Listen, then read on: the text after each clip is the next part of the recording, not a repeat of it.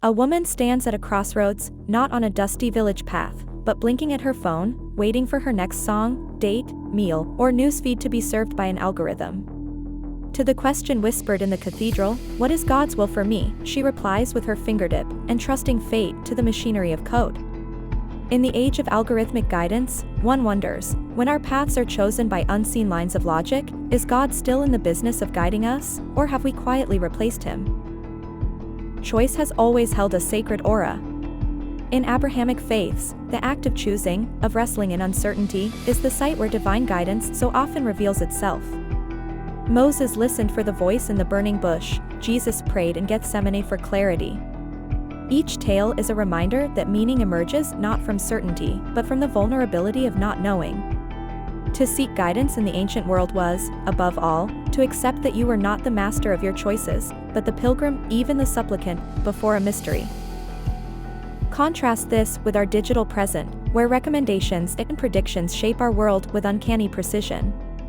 The streaming service sorts the noise into a personalized playlist, just for you. The dating app assures, with statistical promise, that the perfect match is one swipe away. Supermarkets nudge us with tailored coupons, newsfeeds prioritize headlines that fit our profile, even spiritual questions summon instant advice from podcasts and AI chatbots. Does this relentless optimization serve as a new kind of providence? Or does it numb us to the risk, tension, and awe where faith was once forged? After all, divine guidance, at its most authentic, did not offer what we wanted, but prodded us toward what we needed, in ways mysterious, sometimes painful, often subversive. The biblical God did not guarantee comfort. Manna fell with the warning that hoarding led to rot. Jonah was sent exactly where he least wanted to go. It was the unpredictability that taught, the unchosen road that shaped the soul. Algorithms, by contrast, promise not only knowledge but comfort, meeting our desires before we name them, sparing us indecision, friction, the labor of seeking. They make the world smoother, more efficient, and in doing so, quieter to discordant voices. A recommendation engine does not call us up a mountain, it delivers us gently down a slope curated to our past tastes. The risk is subtle but deep. We may slide, without noticing, into spiritual inertia, mistaking easy choices for guided ones. Of course, we do not blindly accept every suggested path the algorithm offers. We sometimes reject, override, or rebel against its logic, and there is a fierce pleasure in that small assertion of will. Yet how often do we notice the boundaries already drawn, the invisible narrowing of what is possible or probable, engineered by patterns we did not set? The danger is not overt faith in technology, but a gradual habituation, the supplanting of what is right with what is likely to please me, and, eventually, what is next. Religion, at its best, always urged something more. It is no accident that the language of guidance, in many faiths, invokes both light and shadow, invitation and refusal. The psalmist prays for a lamp to his feet, not a floodlight to his distant future. Spiritual teachers describe the still small voice that counters crowd logic, a wisdom not found in the aggregate of a million swipes, but in the silence beneath.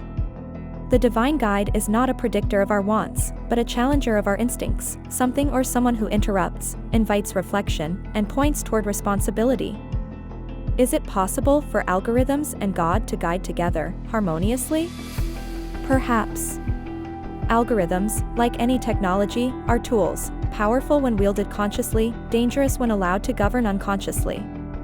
The question is not simply whether we trust algorithms or God, but whether we even notice when guidance has become mere prediction.